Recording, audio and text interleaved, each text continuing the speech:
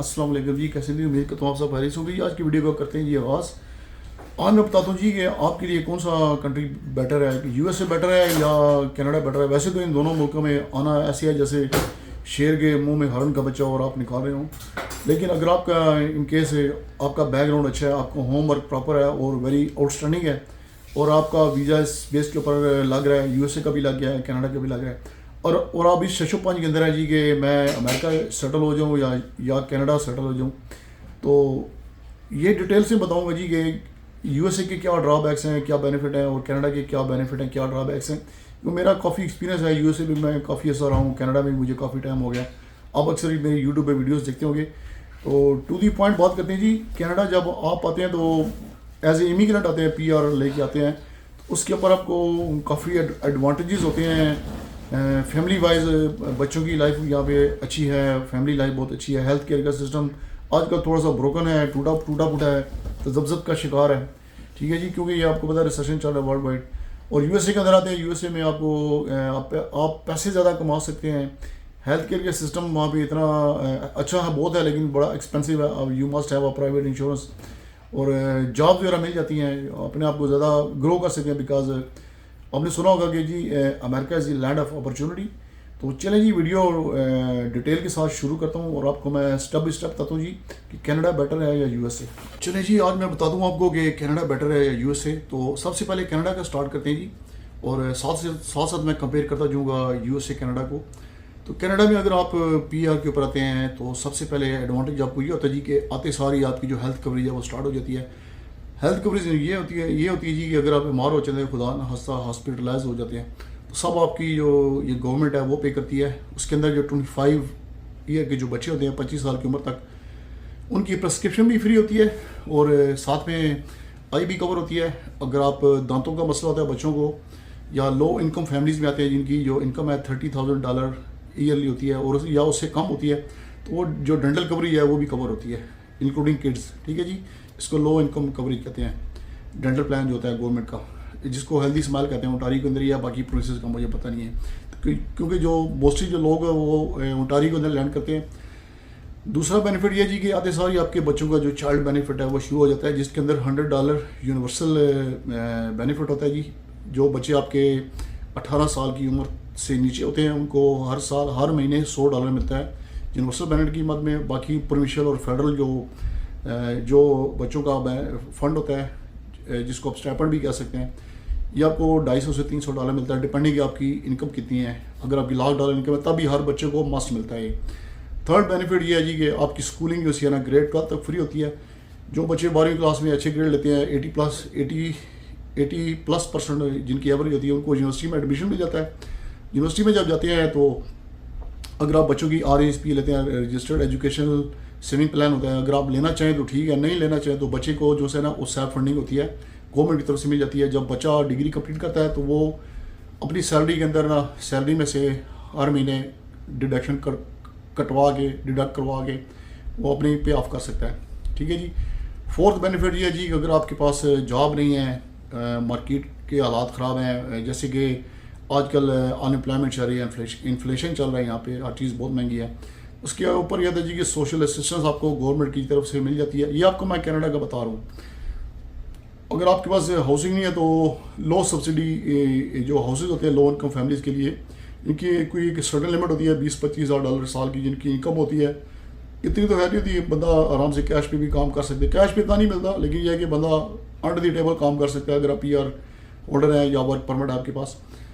तो आपको GTA से बाद, GTA होता है जी ग्रेटर टोरंटो एरिया, जिसके अंदर Mississauga, Brampton, Etobicoke, Toronto, Scarborough, Markham, ये सारे जो जितनी भी बोरोज हैं इनको GTA कहते हैं। इससे बाहर आप लंदन में चले जाएँ, वुडस्टॉक में चले जाएँ, वाटरलू चले जाएँ, बेरी चले जाएँ, वहाँ पे आपको लो इनकम या लो सब्सिडी हाउस मिल जाते हैं, जिसका महीने का रेंट $300 से $400 होता है। आपने यूटिलिटीज़ पे करनी, यूटिलिटीज़ में हाइड्रो आता है जी, बिजली और पानी वगैरह का बिल हो गया, ठीक है जी। और इसके अलावा अगर आप कंपेयर करें यूएसए में, तो यूएसए में आते हैं तो आपको बेनिफिट मिलता है हेल्थ का। अगर आपके बच्चे हैं, छोटे छोटे बच्चे बीमार हो गए तो डॉक्टर के पास जाएंगे तो आपको इंश्योरेंस चाहिए होगी, तो इंश्योरेंस जो है प्राइवेट होती है जी। मैं एक मोटी एग्जांपल देता हूँ कि एक कंपनी है वहाँ पे ब्लू क्रॉस ब्लू शील्ड के नाम से, उसकी अगर आप पर पर्सन लेते हैं तो महीने की $150 से $200 आपको कॉस्ट अपनी पॉकेट से देनी पड़ती है। एक ड्रॉबैक जो है ये है जी कि कनाडा के अंदर हेल्थ केयर कवर है, यूएसए के अंदर नहीं है। जहाँ तक एजुकेशन की बात है तो एजुकेशन 10वीं क्लास तक यूएसए के अंदर जिसको GED कहते हैं, ग्रेड 10 तक फ्री है, उसके बाद फ्री नहीं है। वो आपने पैसे दे के पढ़े या बच्चा भी बहुत ही आपका इंटेलिजेंट है, ज़हीन बच्चा है तो वो स्कॉलरशिप पे जाएगा, या नहीं तो अपनी पॉकेट से आपको पे करना पड़ेगा। यहाँ वहाँ पे RESP वाला कोई सीन नहीं है। थर्ड बेनिफिट ये जी कि आपका जॉब नहीं है तो गवर्नमेंट आपकी हेल्प नहीं करती, वो आपको जो है ना वो फूड स्टैम्प दे देती है। जैसे वो वीक का $200 से $300 आपको दे देते हैं वो सोशल असिस्टेंस की मद में, जिससे आप ग्रोसरी कर सकते हैं। घर का रेंट वगैरह आपने खुद ही देना होता है, ठीक है जी। नंबर 4 ये है जी कि अगर आप बीमार हो जाते हैं या आपके दांतों का मसला आता है, वो भी कवर नहीं है, उसके लिए भी आपको प्राइवेट कवरेज चाहिए। तो और जहाँ तक पैसों की बात है, कनाडा के अंदर आप जब जॉब करते हैं तो आपकी जो सैलरी है उसके अंदर से टैक्स डिडक्ट होता है, कैश पे जॉब नहीं कर सकते। अगर कोई आप बिज़नेस करते हैं तो कनाडा की बात करूँ, कनाडा में कोई भी आप अपनी कॉर्पोरेशन वगैरह रजिस्टर करते हैं, अपनी कंपनी वाला एस्टेब्लिश करते हैं, तो उसमें से आपको टैक्स देना पड़ता है गवर्नमेंट को, विच इज़ लाइक 38% होता है ऑन एवरेज, मैं बता रहा हूँ। एग्जाम्पल, अगर आपने $100 अर्न किया तो $38 गवर्नमेंट को टैक्स की मद में जाएंगे। जहाँ तक यूएसए की बात है, यूएसए के अंदर जनाब कैश में भी आप जॉब कर सकते हैं, गैस स्टेशन में जॉब मिल जाती है, टैक्सी चलाते हैं उसके ऊपर भी आप कैश मिल जाती है, ठीक है ना, क्योंकि वहाँ पे ऐप वाला सिलसिला नहीं जैसे टोरंटो में होता है।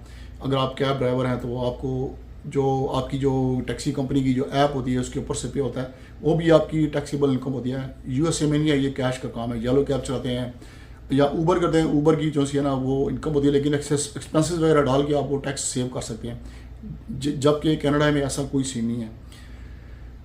अगर आप बिज़नेस करते हैं यूएसए के अंदर, अगर आपकी कंस्ट्रक्शन कंपनी ओपन करते हैं तो उसमें एक्सपेंसेस शो कर, वो सारा कैश का काम होता है, चेक वगैरह नहीं होता। क्योंकि मैं खुद वहाँ पे यूएसए में रहा हूँ 4-5 साल, तो मैं अपना काम करता रहा हूँ कंस्ट्रक्शन का, तो मुझे याद है कि मैंने तो कभी टैक्स फाइल नहीं किया, ना ही मैंने टैक्स दिया है।